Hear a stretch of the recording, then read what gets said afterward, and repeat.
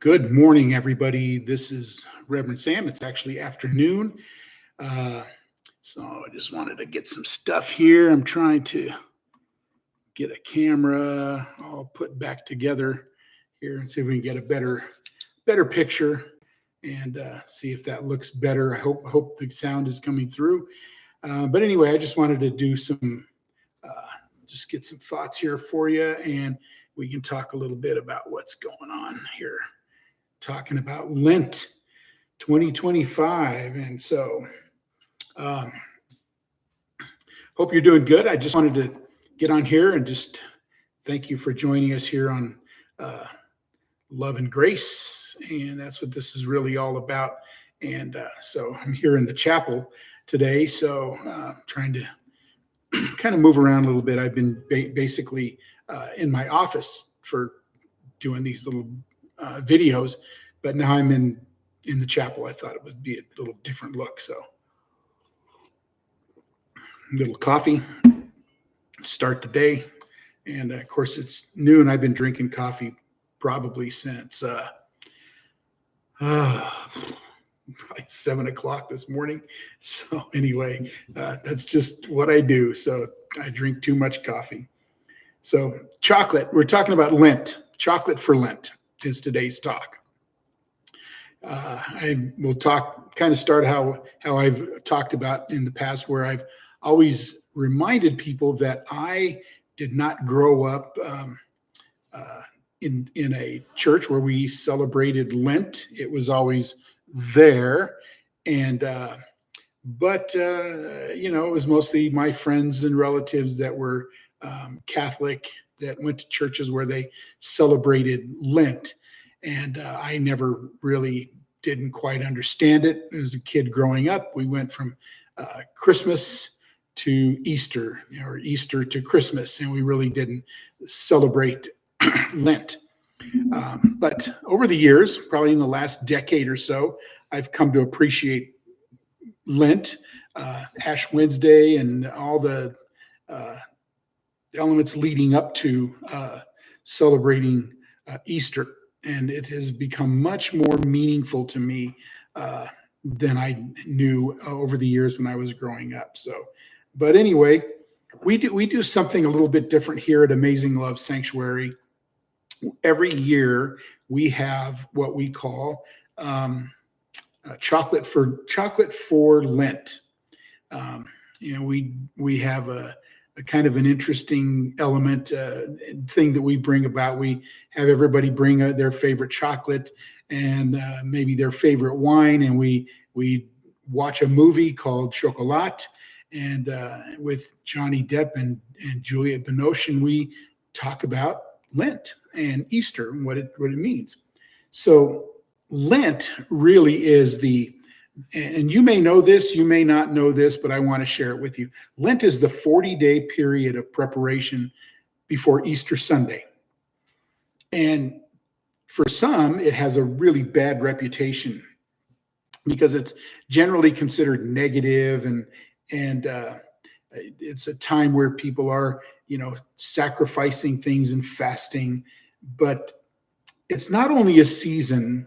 The challenge is that it's not only a season to give up a bad habit, but it's also an invitation for you and I to take on a spiritual practice, to refocus ourselves on something positive, something healthy, something new and unique in our lives that we have kind of neglected in a lot of ways.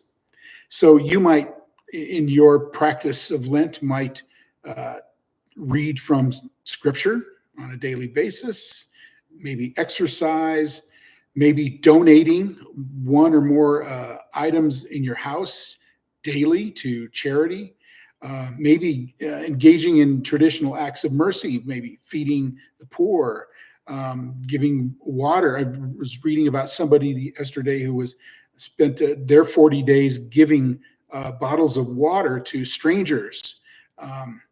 And that they saw, looking for water, homeless people on the streets that didn't know where to go and didn't know what to do.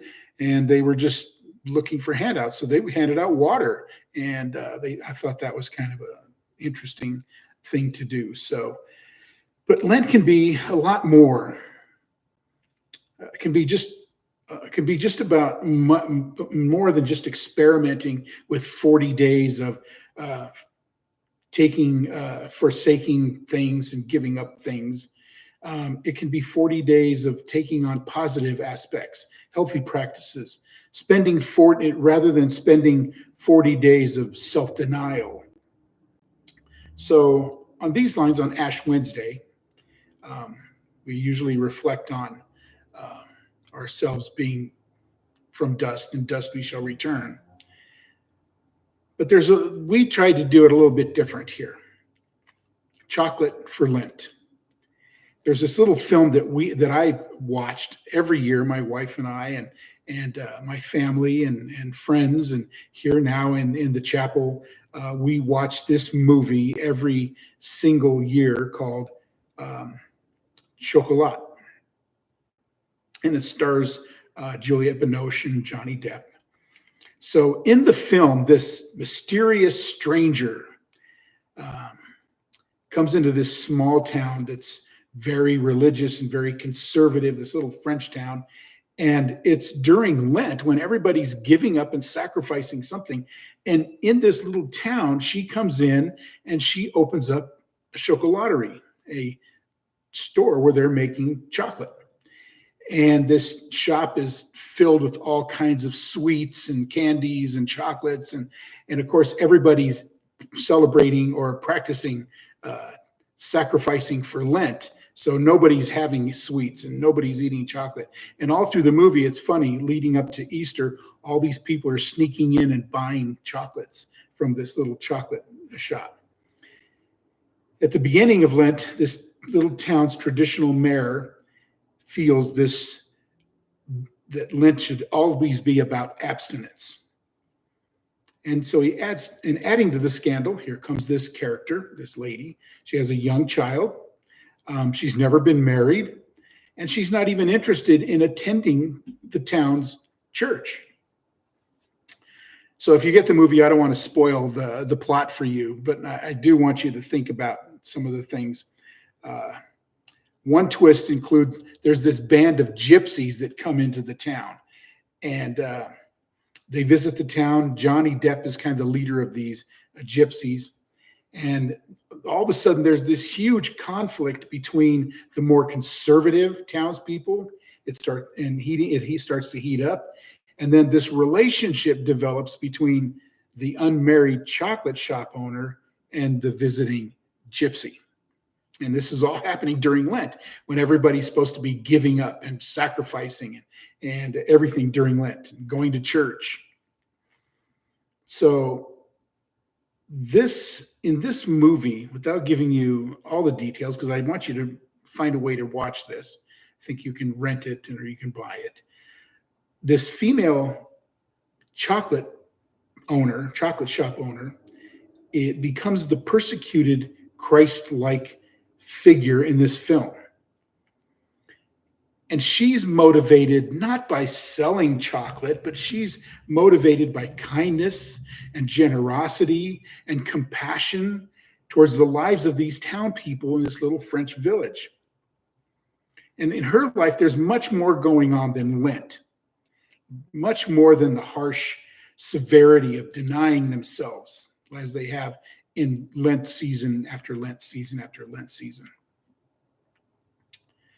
According to the author of the book, Chocolat for Lent, the film is more about Lent versus chocolate, self-denial versus self-indulgence, or traditional Christianity versus vaguely spiritual thought and remedies.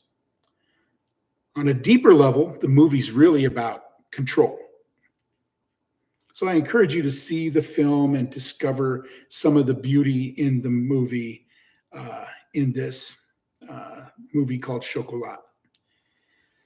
So during Lent, The mayor of the town breaks into the chocolate shop on Saturday before Easter, and his plan was to go in and destroy all of the creations, all the chocolate creations. And the mayor's concerns that these sweets will distract everybody from what he thinks is the proper way to commemorate Easter through this solemn ceremony and theology, his traditional theology. Instead, after repressing his hunger, fasting and fasting and fasting for the 40 days during Lent, when he goes to destroy, breaks into the chocolate shop, goes in to destroy all the chocolates. And in the movie, it's so cute. It's so cute. It's just interesting.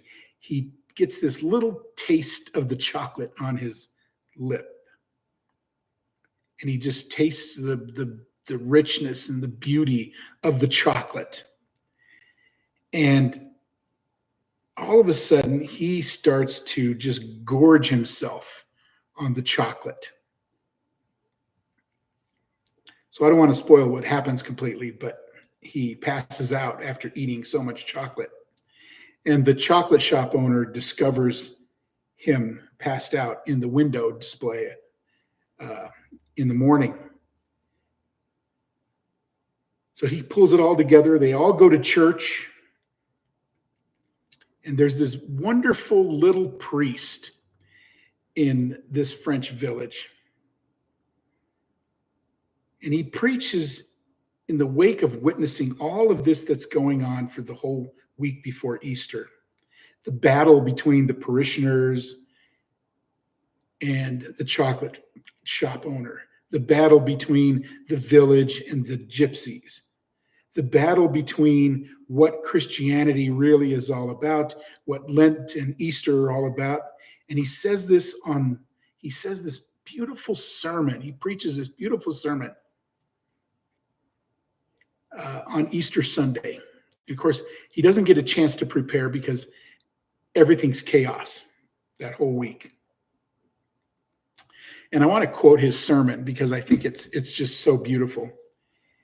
And he says it this way: I'm not sure what the theme of my homily today ought to be.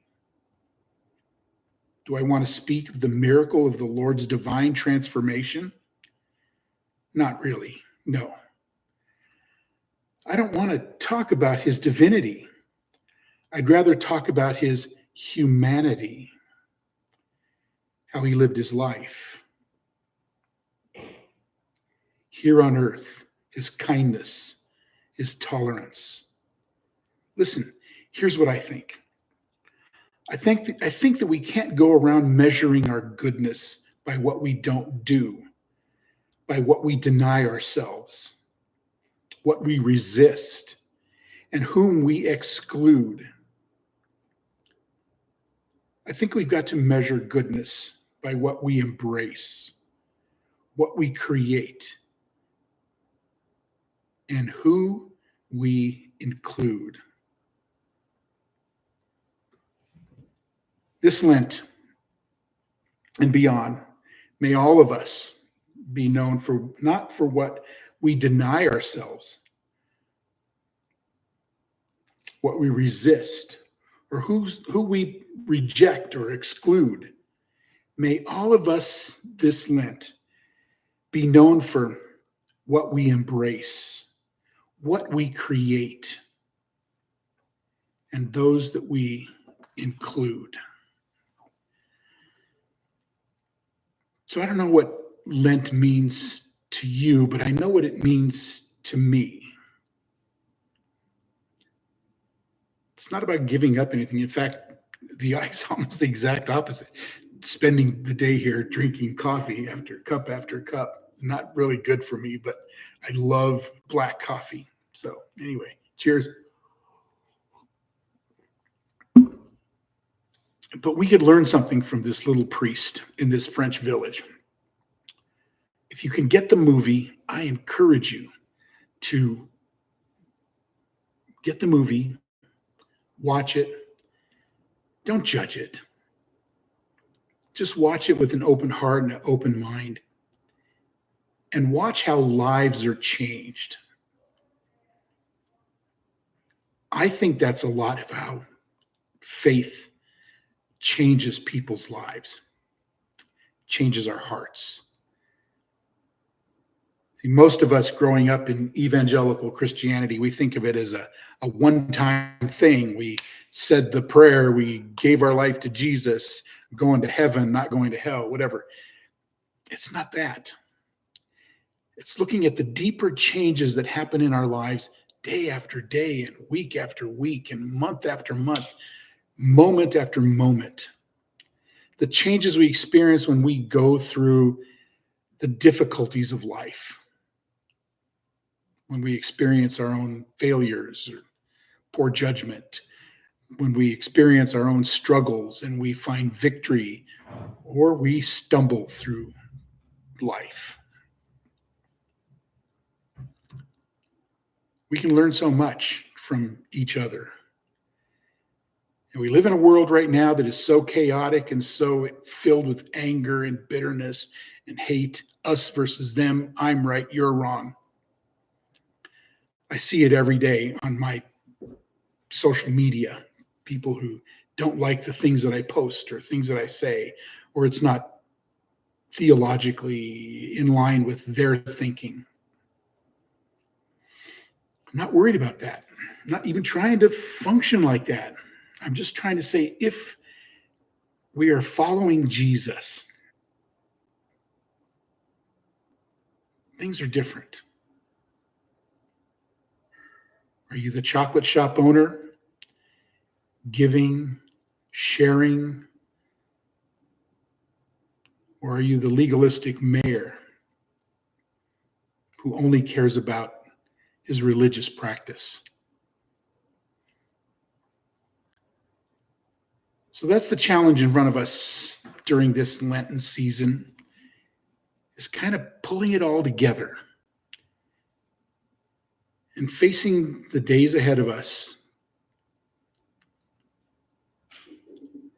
with faith. So I hope you have a great day, and I hope you have a wonderful celebration as you continue to work through Lent and celebrating Lent. Spend some days, some of your time today doing something positive, something gracious, something healing.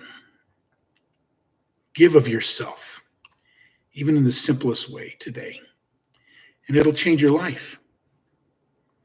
It'll change your today. It'll change your tomorrow.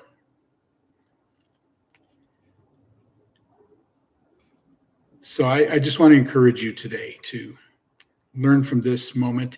If you can get the movie Chocolat, I encourage you to watch it and you'll love it. You'll just love it. I can't tell you, because I've been watching it for years and I love the challenge it gives us. So